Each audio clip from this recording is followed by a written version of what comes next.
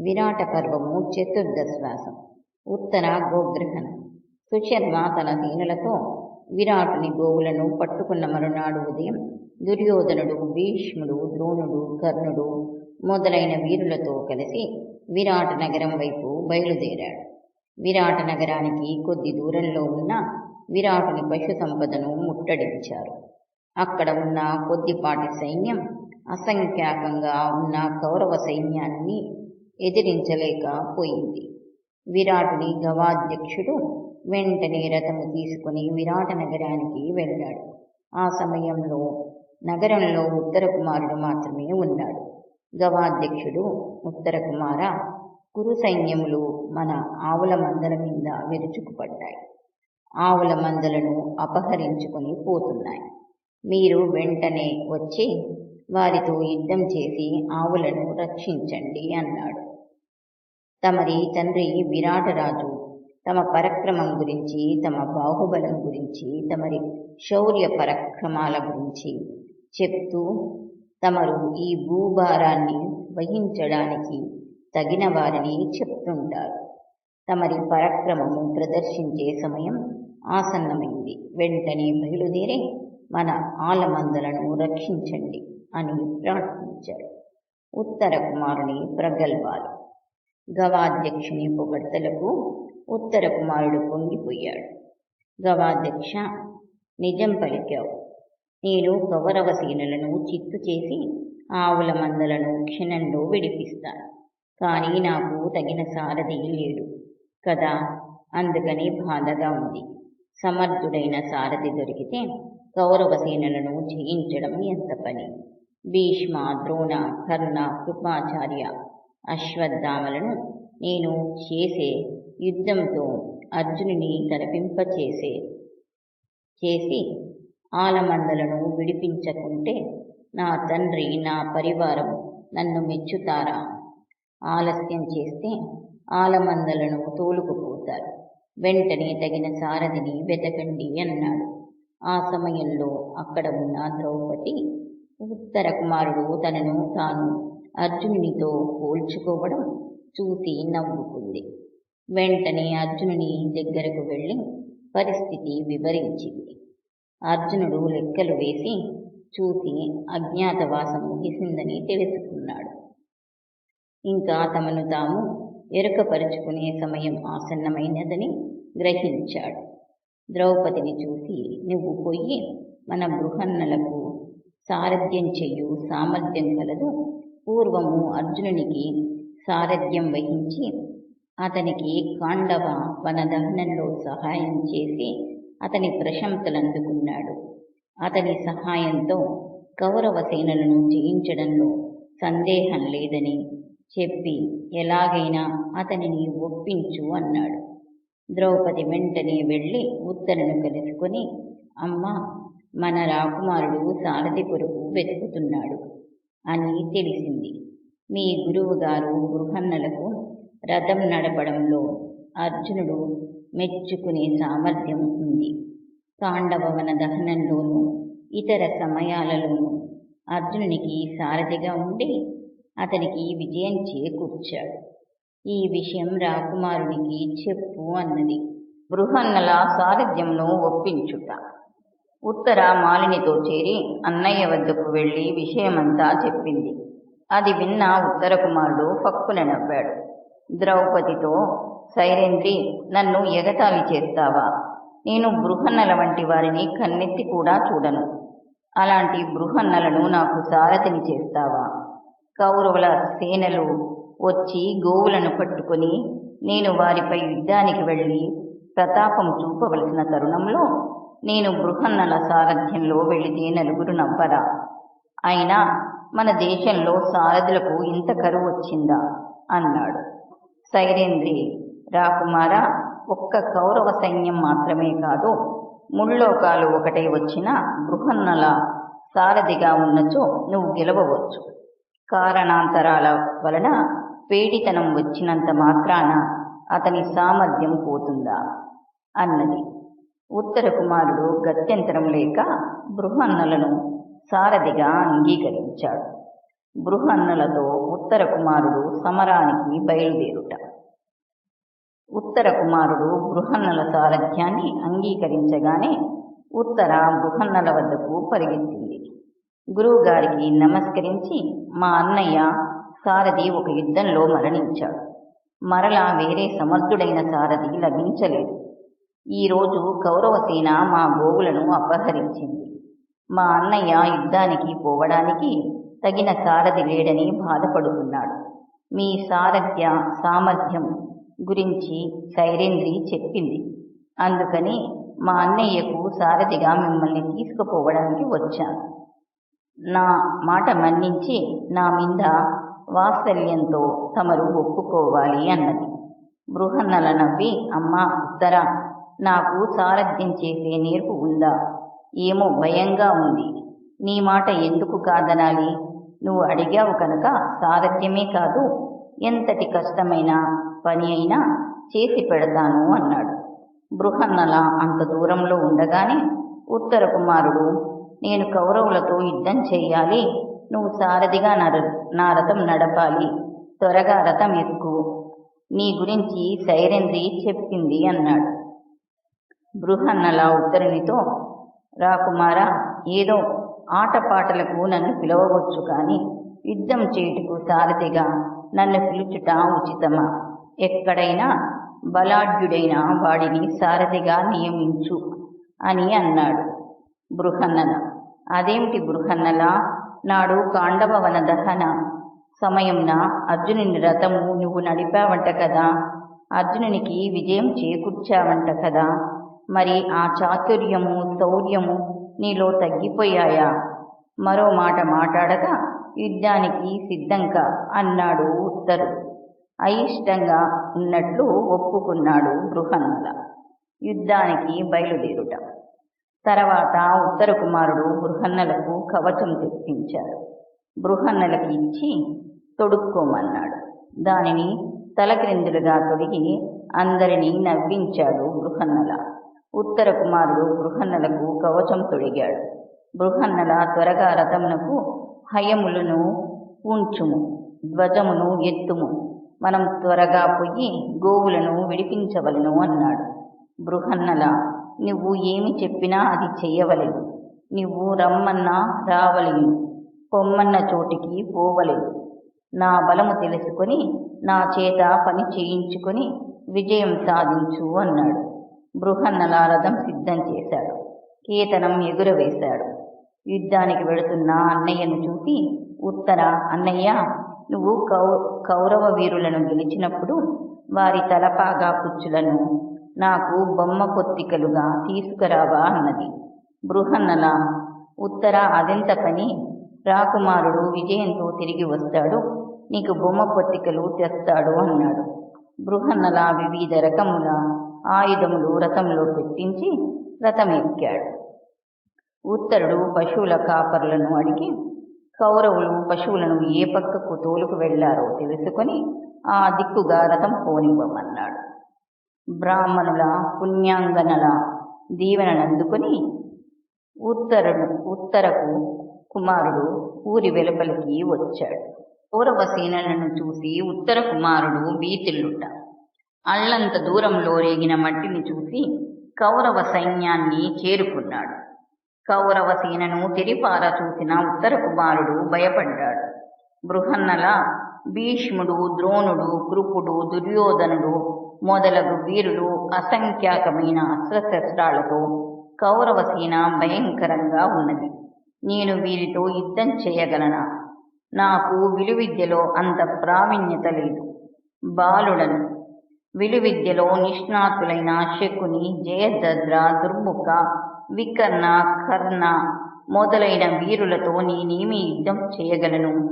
నువ్వేమో నీ పాటికి రథం నడుపుతున్నావు. నేను కౌరవ సేనతో యుద్ధం చెయ్యలేను. రథమును వెనుకకు పోనిమ్ము. ఎవరి ప్రాణములు వారికి తీపి కదా, నా శరీరం వణుకుతుంది అన్నాడు. అర్జునుడు, ఉత్తర కుమార, అసంఖ్యాకంగా ఉన్న కౌరవ సేనల వైపు రథం ఎందుకు నడిపిస్తాను? కొద్దిపాటి సైన్యాల రక్షణలో ఉన్న గోసమూహాల వైపు రథాన్ని నడిపిస్తాను. వారిని ఎదిరించి మన గోవులను మళ్లిస్తాం. అంతఃపురంలోని కాంతలతో గోవులను మళ్లించి తీసుకువస్తాను అని చెప్పావు కదా, ఇప్పుడు ఇలా బెదిరిపోవడం తగునా అన్నాడు. ఉత్తరుడు, అమ్మో, గోవుల మాటలు దేవుడెరు, అంతఃపుర కాంతల సంతోషంతో నాకేమి పని అన్నాడు. అర్జునుడు, అది కాదు ఉత్తర కుమారా, నీ బలము ఎదిరి బలము చూసుకొని కొంచెం సేపు యుద్ధం చేసి మరలవచ్చు. కౌరవ సేనలు నిన్ను ఇంకా చూడకనే మనము మరలిపోవడం యుక్తము కాదు, వీరులది మెచ్చరు అన్నాడు అర్జునుడు. బృహన్నల సుశర్మ మన గోవులను తరలించుకు వెళ్ళాడు కనుక మా తండ్రి గారు సైన్యాలతో అతనిని ఎదిరించడానికి వెళ్ళారు. నాకు సహాయంగా సైన్యం లేరు, కౌరవ సైన్యమేమో అసంఖ్యాకంగా, దీనిని నేను ఒంటరిగా ఎలా ఎదిరించను చెప్పు.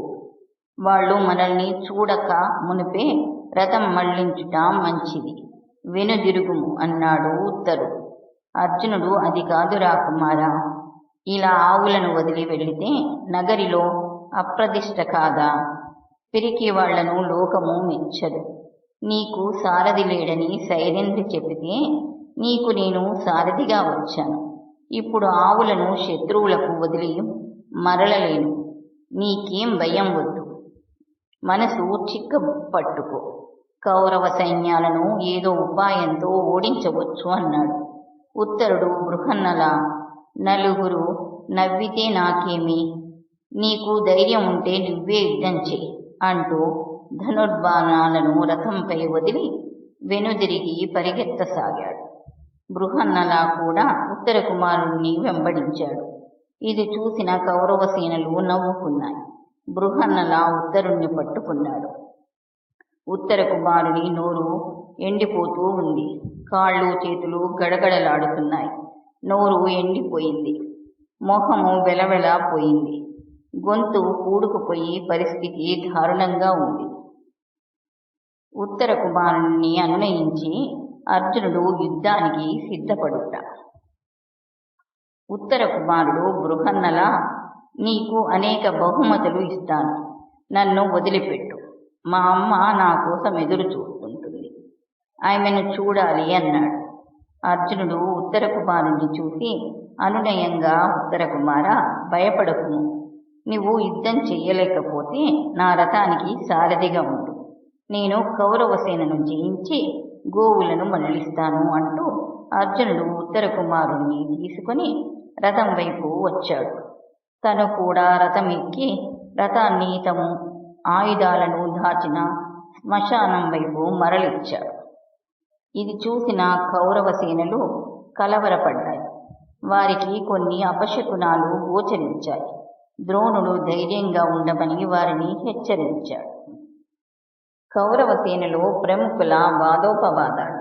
ద్రోణుడు భీష్ముణ్ణి చూసి, వీడు ఎవరో మహాగర్విష్టి వలె ఉన్నాడు, వీడు ఎవరో తెలుసుకోవాలి అన్నాడు.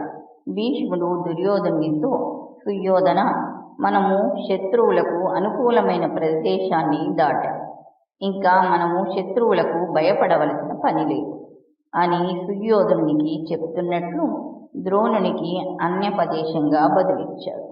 ఆ మాటలను బట్టి పాండవులు అజ్ఞాతవాసం ముగిసింది, ఇంకా వారు బయటికి రావచ్చు అన్న విషయం గ్రహించిన ద్రోణుడు ఉత్సాహభరితుడై సుయోధుణ్ణి చూసి, సుయోధన, ఆకలితో నకనకలాడుతున్న సింహం గుహ నుండి బయటకు వస్తున్నట్లు అర్జునుడు అరణ్యవాసం అజ్ఞాతవాసం ముగించుకొని మన మీద యుద్ధానికి వస్తున్నాడు.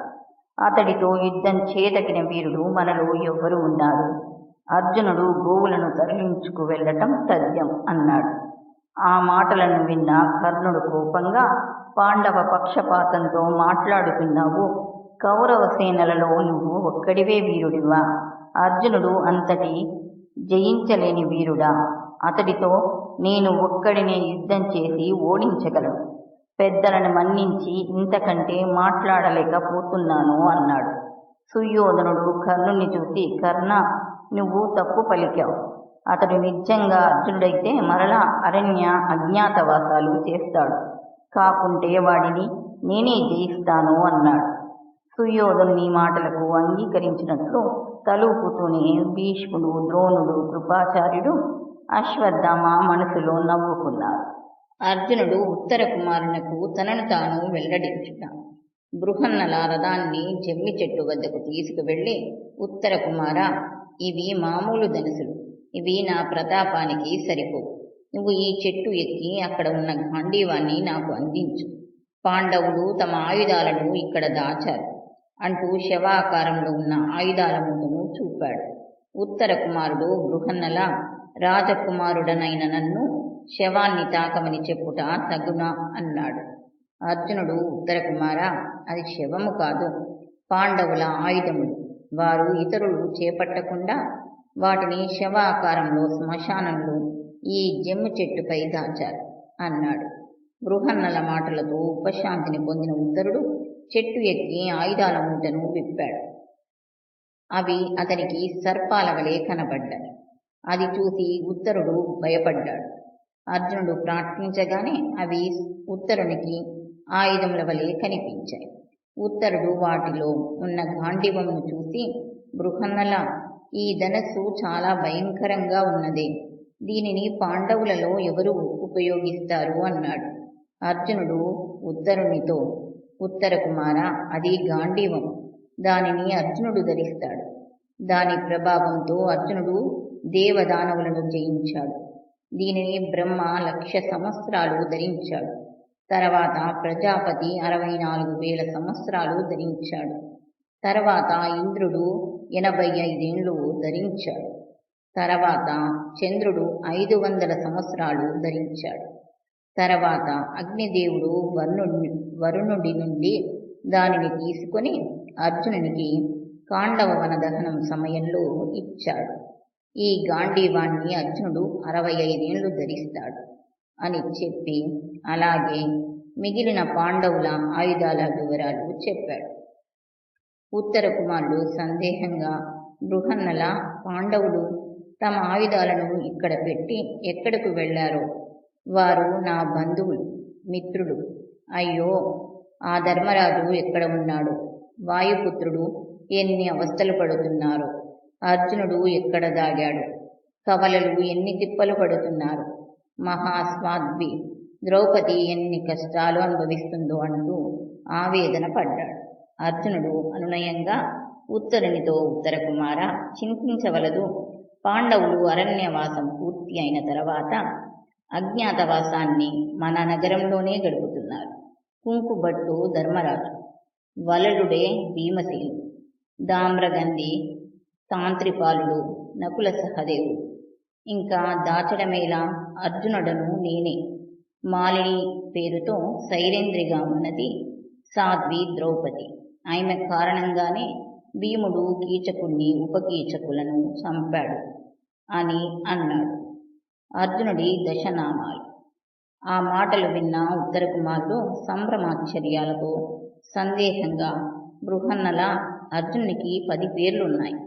వాటిని వివరిస్తే నేను నిన్ను అర్జునుడని నమ్ముతాను అన్నాడు. బృహన్నల చిరునవ్వుతో ఉత్తరుణ్ణి చూసి, కుమార, అర్జునుడు పాల్గుణుడు, పార్థుడు, కిరీటి, శ్వేతవాహనుడు, బీభత్సుడు, విజయుడు, జిష్ణువు, సవ్యసాచి, ధనంజయుడు అనే దశనామాలు ఉన్నాయి అన్నాడు. అప్పటికి ఉత్తరునికి విశ్వాసం కుదరక, బృహన్నల, ఆ దశనామాలు వివరిస్తే నువ్వే అర్జునుడవని నమ్ముతాను అన్నాడు. అర్జునుడు, కుమార, నేను ధరణి అంతటినీ జయించి ధనమును సముపార్జించితిని కనుక ధనంజయుడనయ్యాను. ఎవరితోనైనా పోరాడి విజయం సాధిస్తాను కనుక విజయుడినయ్యాను. నేను ఎప్పుడు నా రథమునకు తెల్లటి అశ్వాలను మాత్రమే పూంచుతాను కనుక శేతవాహనుడిని అయ్యాను. నాకు ఇంద్రుడు ప్రసాదించిన కిరీటం నా తలపై ప్రకాశిస్తుంటుంది కనుక కిరీటినయ్యాను. యుద్ధంలో శత్రువులతో పోరాడే సమయంలో ఎలాంటి బీభత్సమైన పరిస్థితిలో కూడా సంయమమును కోల్పోయి జుగుప్సాకరమైన బీభత్సమైన పనులు చెయ్యను కనుక బీభత్సుడినయ్యాను. నేను గాంధీవాన్ని ఉపయోగించే సమయంలో 2 చేతులతో నారిని సంధిస్తాను కానీ ఎక్కువగా ఎడమ చేతితో అతి సమర్థంగా నారిని సంధిస్తాను కనుక సవ్యసాచిని అయ్యాను. నేను ఎక్కువ తెల్లగా ఉంటాను కనుక నన్ను అర్జునుడు అంటారు.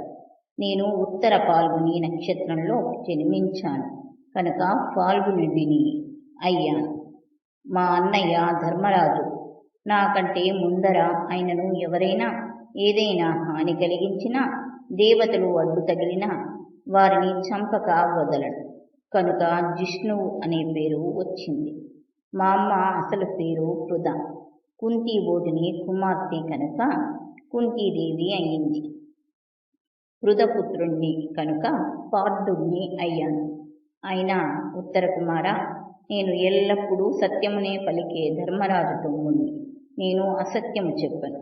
నేను శ్రీకృష్ణుని సహాయంతో కాండవ వన దహనంలో అగ్నిదేవునికి సహాయపడి నందుకు బ్రహ్మరుద్రులు ప్రత్యక్షమై నాకు దివ్యాస్త్రాలతో పాటు నాకు కృష్ణుడు అనే 11వ నామము బహుకరించారు.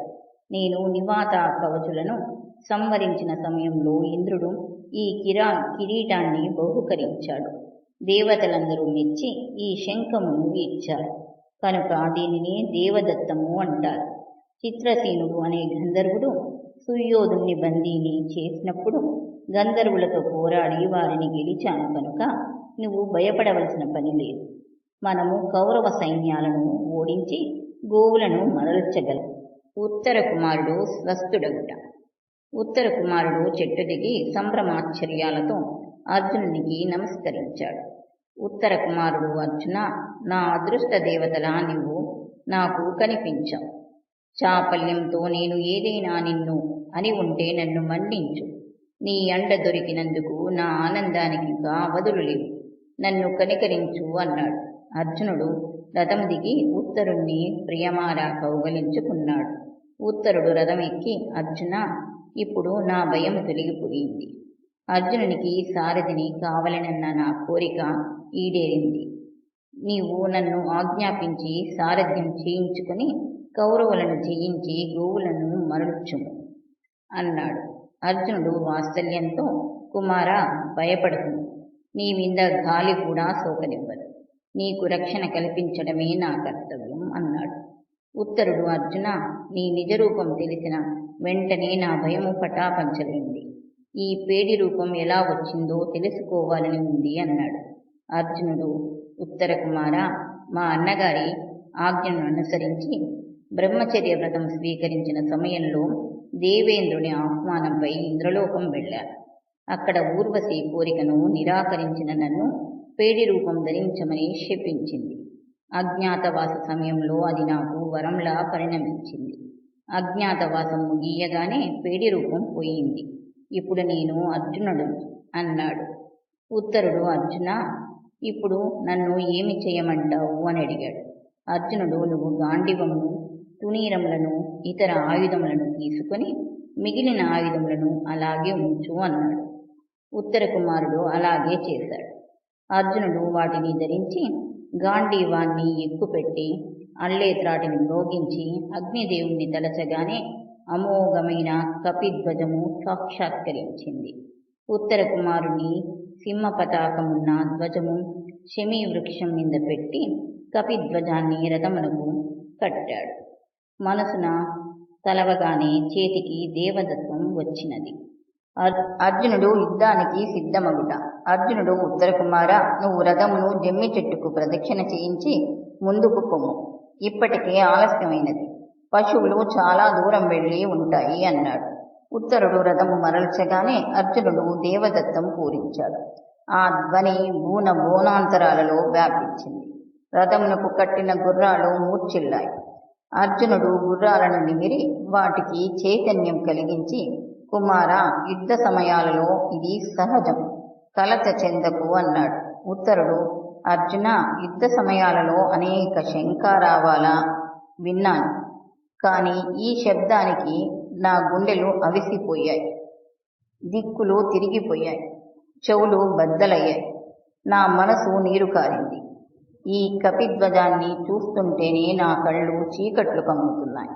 నీ తేజం చూసి నేను వివశుడిని అయ్యాను అన్నాడు. భీష్ముడు వాదోపవాదాలను నివారించుట. అర్జునుడు నవ్వి మరలా శంఖాన్ని పూరించాడు. ద్రోణుడు సుయోధన, ఆ ధ్వని విన్నావా? ఆ ధనుష్టాకారం గాంధీవం కదూ? వచ్చేది అర్జునుడు కదూ? ఉజ్వలంగా ప్రకాశిస్తున్న ఆ కిరీటం అర్జునునికి ఇంద్రుడు ప్రసాదించినది కదూ? సమరోత్సాహంతో అర్జునుడు కాక మరెవరు? అతనిని ఎదుర్కొనడానికి సన్నాహాలు చెయ్యండి అంటూ కృపాచార్య అశ్వత్థామలను చూసి, ముందు మనము రారాజు సుయోధుణ్ణి పంపుదాం, ఆ వెనక గో సమూహాలను పంపుదాం, ఆ వెనక మనము ఉంటాం. అర్జునుడు వచ్చినా అతనితో మనము యుద్ధం చేస్తాం అన్నాడు. ఆ మాటలు విన్న సుయోధనుడు భీష్మ, కర్ణ, వికర్ణుల వంక చూసి, నేను మీకు ఇదివరకే చెప్పాను, పాండవులు జూదంలో ఓడిపోయి 12 సంవత్సరములు అరణ్యవాసం, 1 సంవత్సరం అజ్ఞాతవాసం ఒప్పందం చేసుకున్నారు. ఇంకా ఆ సమయం పూర్తి కాకుండా పార్థుడు బయటపడ్డాడు. కనుక పాండవులు అరణ్య అజ్ఞాతవాసములు చెయ్యాలి. ఈ విషయం మనము మోహంతో కానీ, పాండవులు లోభంతో కానీ గమనించలేదు. తాత భీష్ముడే దానిని నిర్ణయించటానికి అర్హుడు అన్నాడు. వచ్చినది ఉత్తర కుమారుడు కాకుండా గాంధీవి అయితే మన పని సఫలమైనట్లే. అసలు సుశర్మ దక్షిణ దిక్కుగా, మనము ఉత్తర దిక్కుగా గోవులను పట్టుకోవడానికి వచ్చింది మత్స్య దేశంలో ఉన్న పాండవులను బయట పెట్టడానికే కదా. ఆ వచ్చినవాడు అర్జునుడైతేనేమి, దేవతలైతేనేమి, మనం గోవులను పట్టుకుందాం, వాటి కోసం యుద్ధం చేస్తాం. కానీ వెరువనేలా? కనుక ముందు మనమే యుద్ధం చేస్తాం. అయినా అర్జునుడు ఒక్కడే ఇంత పెద్ద కురు సైన్యాలతో ఎలా యుద్ధం చేస్తాడు? విన్నవారు నవ్వుతారని కూడా అనుకోకుండా శత్రువుని నందుల వలె పొగుడుట ఈ ద్రోణునికి తగునా? అయినా ఆచార్యుల వారు దూరంగా నిలిచి పర్యవేక్షిస్తుంటారు. భోజన సమయాలలో, విద్య నేర్పే సమయాలలో, నీతిని బోధించే సమయాలలో గురువులను సంప్రదించాలి. కానీ యుద్ధ విషయాలు వారికేం తెలుస్తాయి అడగటానికి? అయినా వారు యుద్ధం చేయరు, వెనక ఉండి మన విజయం కాంక్షిస్తూ ఉంటారు అన్నాడు సుయోధను. రామ ఆగ్రహం. తండ్రిని అలా తూలనాడటం విన్న అశ్వత్థామ, సుయోధన, పశువులను కాచేవారిని బెదిరించి ఆవులను పట్టుకున్నంత మాత్రాన ఇలా మాట్లాడడం తగదు. మనం ఇంకా యుద్ధం చెయ్యలేదు, శత్రువులను జయించలేదు, నగరము చేరలేదు. యుద్ధంలో గెలిచిన వారు కూడా ఇలా మాట్లాడరు. యుద్ధం అంటే జూదంలో రాజ్యాన్ని అపహరించటం కాదు. యుద్ధభూమిలో జూదం ఆడటం కుదరదు. పాండవులను జయించేనా ద్రౌపదిని సభకు పిలిపించింది, ఈడ్చుకురమ్మని ఆజ్ఞాపించింది. శకుని మాట వినేగా అవన్నీ చేసింది. ఇప్పుడు ఆ శకుని యుద్ధం చేస్తాడులే. సభలో నీచే అవమానించబడిన కపికేతనుడు నీపై యుద్ధానికి వస్తున్నాడు. గురువుని అధిక్షేపించావు. కానీ దేవదానవులను జయించిన అర్జున్ని నువ్వు ఒక్కడివే ఎదుర్కొనగలవా? వీరుణ్ణి పొగడటం సహజం. పుత్ర సమానుడైన ప్రియ శిష్యుడైన అర్జునుని పొగడడం నేరమా? ఇంత జరిగిన తర్వాత సిగ్గు లేకుండా నా తండ్రి యుద్ధం చెయ్యవచ్చు, కానీ నేను చెయ్యను. సుయోధన, యముడు చెలరేగిన, అగ్ని ఆగ్రహించిన, మృత్యుదేవత పురులు విప్పిన కొంతైనా మిగులుతుంది. అర్జునుడు బాణాలు సర్వనాశనం చేస్తాయి. నీ కుటిల బుద్ధులు ఇక్కడ పని చెయ్యవు. అర్జునుడు గాంధీవంతో శరసంధానం చేసి బాణాలు విసురుతాడు, కానీ పాచికలు విసరడు. మనము మత్స్య దేశాధీశుని గోవులను పట్టుకున్నందుకు మత్స్య దేశాధీశుడు ససైన్యంతో వస్తే ఎదిరిస్తాము, కానీ అర్జునుడిని ఎదిరించలేము అన్నాడు. కర్ణుడి ఆగ్రహం. ఆ మాటలకు కర్ణుడు ఊగిపోయాడు. మనం వచ్చింది పాండవులను పట్టుకోవడానికి, పాండవులను గుర్తించడానికి. అర్జున్ని చూసి బెదరడం భావ్యమా? సుయోధుణ్ణి పిచ్చివాడిని చేయడం తగునా? మీకు భయంగా ఉంటే మీరు ఊరుకోండి. ఒకరిని ఎదిరించడానికి ఎంతమంది కావాలి? నేను ఒక్కడినే ఎదిరిస్తాను. కపిధ్వజాన్ని విరగొట్టి దాని చుట్టూ ఉన్న పిశాచాలను తరిమి కొడతాను. సారథిని చంపి అర్జునుని శరీరాన్ని నా బాణాలతో తూట్లు చేస్తాను. నా బాహుబలాన్ని చూడండి. అర్జునుడు 13 ఏళ్ల అరణ్య అజ్ఞాతవాసాలు ముగించుకొని యుద్ధభూమిలో అడుగు పెడుతున్నాడు. కౌరవసేనలో మహావీరుడనైన నేను అతనిని ఎదుర్కొంటాను. రారాజు రుణం తీర్చుకోవడానికి పరశురాముని వద్ద నేర్చుకున్న అస్త్రప్రయోగం చేయడానికి, కర్ణ అర్జునులలో ఎవరు గొప్పో తేలడానికి ఇది సమయం.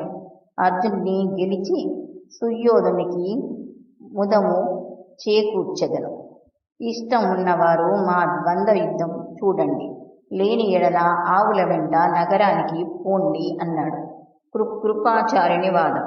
కర్ణుని మాటలు విన్న కృపాచార్యుడు, కర్ణ, నువ్వు ఎప్పుడూ కయ్యానికి కాలు దూకుతావు. కార్యసిద్ధి గురించి నీకు పట్టదు. కార్య సాధనలో యుద్ధం ఒక నీచమైన ప్రక్రియ అని రాజనీతిజ్ఞులైన పెద్దలు చెప్తారు. దేశకాల పరిస్థితిని అర్థం చేసుకుని తన బలాన్ని ఎదురి బలాన్ని బేరీజు వేసుకుని యుద్ధం చెయ్యాలి. కానీ మూర్ఖంగా యుద్ధానికి దిగితే ఓటమి తప్పదు. అర్జునుడు ఒంటరివాడని నువ్వంటున్నావు. కాండవవన దహన సమయంలో ఇంద్రునితో యుద్ధం చేసింది అర్జునుడు ఒక్కడే. యాదవ సైన్యంతో పోరాడి సుభద్రను చేపట్టింది అర్జునుడు ఒక్కడే. రాజసూయ యాగంన దిగ్విజయం చేసింది అర్జునుడొక్కడే. నివాత కవచులను సంవరించి దేవతలకు మేలునర్చినది అర్జునుడొక్కడే. దేవేంద్రునికి అజయులైన కాలకేయులను సంవరించింది అర్జునుడొక్కడే. అంతెందుకు, ద్రౌపది స్వయంవరంలో అభేద్యమైన మత్స్యయంత్రాన్ని కొట్టి ద్రౌపదిని చేపట్టడమే కాక అనంతరం తిరగబడిన రాజులను జయించినది అర్జునుడు ఒక్కడే. నువ్వు అక్కడే ఉన్నావు కదా. పాండవులు అందరూ తమ తమ శక్తి కొద్దీ దిగ్విజయం చేశారు. నువ్వేమో హస్తినాపురంలో కూర్చొని ప్రగల్భాలు పలుకుతున్నావు. నువ్వు అర్జున్ని గెలుస్తానని చెప్పడం ఒంటి చేత్తో సముద్రం ఈదడం అలాంటిది. కనుక దుస్సాహం చేయి విడిచి మనమంతా రారాజును కాపాడుకోవాలి. కానీ యుద్ధోన్మాదులము కాకూడదు. అందరము కలిసి అర్జున్ని ఎదుర్కొందాం. నువ్వొక్కడివే పోరాడతానని చెప్పడం అవివేకం అన్నాడు. కర్ణుడు కృపాచార్యుని తూలనాడుట. కర్ణుడు కోపంగా, కృపాచార్య, శత్రువుల మిత్రుడవని తెలిసి నిన్ను తీసుకురావడం సుయోధుని అమాయకత్వం. బాలురు, బంధువులు రాజు సంపదను ఆరగిస్తారు, కానీ సమయానికి తప్పుకుంటారు. ఇంటికి వెళ్ళి హాయిగా మృష్టన్నాలు ఆరగించు. అనవసరంగా రాజు నిన్ను యుద్ధంలో ప్రవేశపెట్టాడు. మరుమాటాడగా వెళ్ళు. నేను ఒక్కడిని 14 భువనాలను గెలుస్తాను. ఒక్క రధికుడు అర్జునుడెంత అన్నాడు. భీష్ముడు, కృపాచార్యుడు, ద్రోణుడు, అశ్వత్థామ సముచితంగా మాట్లాడారు. కర్ణుడు వీరోచితంగా మాట్లాడాడు. కానీ ఒకరినొకరు నిందించుకోవడం న్యాయం కాదు. అంత శక్తి ఉన్నవాడు యుద్ధం చెయ్యాలి, కానీ ఇలా ఇతరులను నిందించడం ఎందుకు? శత్రువులు ముట్టడించకముందే ఉపాయం ఆలోచించాలి. శత్రువు పరక్రమవంతుడైతే పొగడటం సజ్జనులకు ఉచితం. పెద్దలను గౌరవించాలి, కానీ నిందించడం తగదు. ప్రస్తుత కర్తవ్యం ఆలోచిద్దాం. ఆచార్య, అర్జునుడు మన మీద యుద్ధానికి వస్తున్నాడు. మనమందరం కలిసి ఎదిరిస్తాం. విభేదాలకు ఇది సమయం కాదు. ఎవరో ఏదో అన్నారని మీరు కోపగించుకోవడానికి తగిన సమయం కాదు. నన్ను క్షమించి ముందుకు పదండి ఆచార్య అన్నాడు. కృపాచార్యుడు, అయ్యో, మీరు క్షమించమని అడగతగునా? నేనెంతటి వాడని? ద్రోణుడు శాంతిస్తే చాలు అన్నాడు. కృపాచార్యుడు, భీష్ముడు కర్ణునితో పోయి ద్రోణాచార్యుని, అశ్వత్థామను క్షమించమని కోరారు. ద్రోణుని వ్యూహరచన. ద్రోణుడు భీష్ముని మాటలతో నా కోపం పోయింది, ముందుకు పదండి, ముందు మనము రారాజును కాపాడుకుంటాం. అర్జునుడు చాలా కసితో ఉంటాడు కనుక అందరము అర్జున్ని ఎదుర్కొందాం. అజ్ఞాతవాసం గురించి సుయోధనుడు అడిగిన దానికి భీష్ముడు వివరణ ఇస్తాడు అన్నాడు. ద్రోణుని ఆంతర్యం గ్రహించిన భీష్ముడు కాల నిర్ణయం చేయవలసిన సమయం ఆసన్నమైందని గ్రహించాడు. అతడు, సుయోధన, మనం ప్రస్తుత కాలమానం ప్రకారం 2 సంవత్సరాలకు ఒక అధిక మాసం వస్తుంది. ఈ 13 ఏళ్ల కాలంలో వచ్చిన అధిక మాసాలను గణనలోకి తీసుకుంటే నిన్నటితో పాండవుల అజ్ఞాతవాసం పూర్తి అయింది. ఈ విషయం తెలిసే అర్జునుడు నిజరూపంతో మన ముందుకు వచ్చాడు. అతడు ధర్మం తప్పడు. అలా తప్పేవాడైతే జూదంలో ఓడిపోయిన నాడే మూర్ఖత్వంతో మనతో యుద్ధానికి దిగేవాడు. ధర్మం కోసం కట్టుబడ్డారు కనుకనే ఇంతకాలం వేచి ఉన్నారు. మనతో యుద్ధానికి వచ్చింది అర్జునుడని తెలిసి పోరాటటానికి దిగితే మనము గెలవవచ్చు, ఓడిపోవచ్చు. జయాపజయాలు దైవాధీనం కనుక మనం సంధి చేసుకోవడం ఉత్తమం అన్నాడు భీష్ముడు. సుయోధనుడు, మనకు పాండవులతో సంధి ఎలా పొసుగుతుంది? పాండవులకు నేను రాజ్య భాగము ఇవ్వను, యుద్ధం నిశ్చయం, ఇందులో తిరుగులేదు అన్నాడు. ఇది చూసిన ద్రోణుడు, యుద్ధ సమయంలో నిర్ణయాధికారం రాజుకు మాత్రమే ఉంటుంది కనుక ఎవరూ రాజు మాట నిరాకరించలేదు. కనుక మనము యుద్ధ వ్యూహాన్ని చేయాలి. సైన్యంలో నాలుగవ భాగాన్ని తీసుకొని సుయోధనుడు ముందు నడుస్తాడు. మరో 4వ భాగం గోవులతో నడుస్తుంది. మిగిలిన సగం సైన్యంతో మనము వెనక కదులుదాం. నేను మధ్యలో ఉంటాను. నా కుడివైపు కృపాచార్యుడు, ఎడమవైపు అశ్వత్థామ ఉంటారు. ముందు భాగంలో కర్ణుడు ఉంటాడు. దుశ్శాసనుడు, వికర్ణుడు, శకుని, జయద్రథుడు, భూరీశ్రవుడు, బాహ్లికుడు, సోమదత్తుడు అక్కడక్కడ మోహరిస్తారు. అర్జునుడు ఎవరితో యుద్ధం చేస్తే వారిని మనమంతా రక్షిస్తాం. ఇందుకు భీష్ముడు ఆమోదాన్ని తెలిపాడు. తను వెనక ఉండి సైన్యాలను నడిపించాడు.